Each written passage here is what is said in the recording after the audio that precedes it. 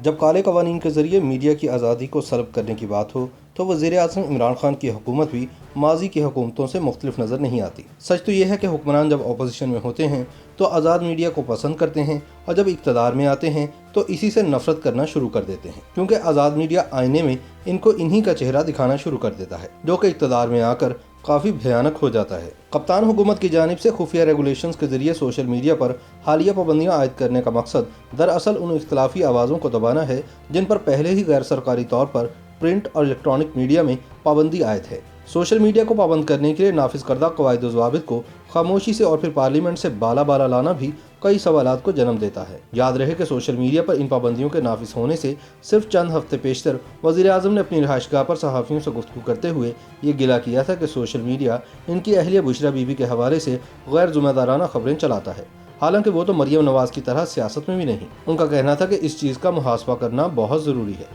اس سے پہلے وزیر اعظم نے لوگوں کو مشورہ دیا تھا کہ وہ اخبارات نہ پڑھیں اور prime T V talk shows نہ دیکھیں، کیونکہ مین سٹریم میڈیا جھوٹا پروپیگنڈا کرتا ہے۔ اب حال ہی میں وزیر اعظم نے یہ الزام بھی لگایا ہے کہ میڈیا والے جان بوجھ کر شہریوں کے آگے مائک کر کے مہنگائی پر حکومت مخالف تبصرہ اگلوانے کی کوشش کرتے ہیں، لیکن یہ بھی سچ ہے کہ مہنگائی کو روکنے میں اپنی حکومت کی ناکامی تسلیم کرنے والے بھی وزیر اعظم عمران خان ہی ہیں۔ وزیر اعظم مین سٹریم اور سوشل میڈیا دونوں پر یہ الزام عائد کرتے ہیں کہ وہ ان کے خلاف جھوٹی خبریں چلاتے ہیں۔ انہوں نے اس حوالے سے برطانیہ کی مثال دی، جہاں میڈیا کو مضبوط ہتک عزت کے کیس کا سامنا کرنا پڑتا ہے۔ اب سوال یہ ہے کہ وزیر اعظم کو کس نے روکا ہے کہ وہ مضبوط ڈیفیمیشن لاز بنائیں، جہاں فیصلہ سالوں میں نہیں بلکہ مہینوں میں آنا چاہیے، اور یہ قانون سب کے لیے ہونا چاہیے کہ کوئی بھی کسی کے خلاف بے بنیاد الزامات عائد نہ کر سکے، اور یہ صرف میڈیا تک محدود نہیں ہونا چاہیے۔ سوال یہ بھی ہے کہ کس نے وزیر اعظم اور حکومت کو میڈیا کمیشن کی سفارشات کو نافذ کرنے سے روکا ہے، جو سپریم کورٹ نے سن 2012 میں تشکیل دیا تھا اور جس کی رپورٹ وزیر اعظم کے آفس اور وزارت اطلاعات کے پاس پڑی ہے۔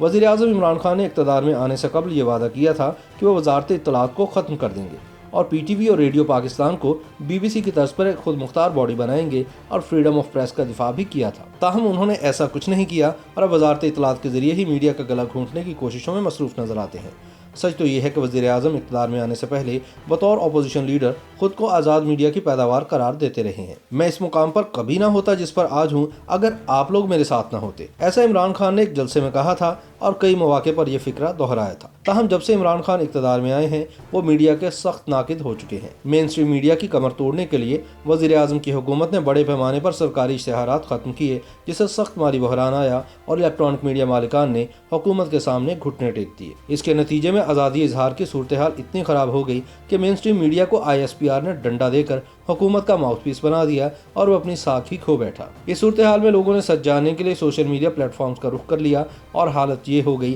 کہ غیر ذمہ دار اور جھوٹی خبروں کے لیے بدنام سوشل میڈیا نے جلد ہی سچی خبروں اور پابندیوں کا شکار سیاستدانوں کا موقف دے کر اپنی ساکھ قائم کر لی۔ چونکہ حکومتی جبر کی وجہ سے مین سٹریم میڈیا کے لیے حکومت پر کھل کر تنقید کرنا ممکن نہ تھا، اس لیے سوشل میڈیا نے ذمہ داری بخوبی ادا کی، اور اب اسی جرم کی پاداش میں وزیر اعظم نے سوشل میڈیا کا گلا گھونٹنے کے لیے نئے قوانین کا نفاذ کر دیا ہے۔ اب دیکھنا یہ ہے کہ اس جنگ میں میڈیا جیتتا ہے یا حکومت۔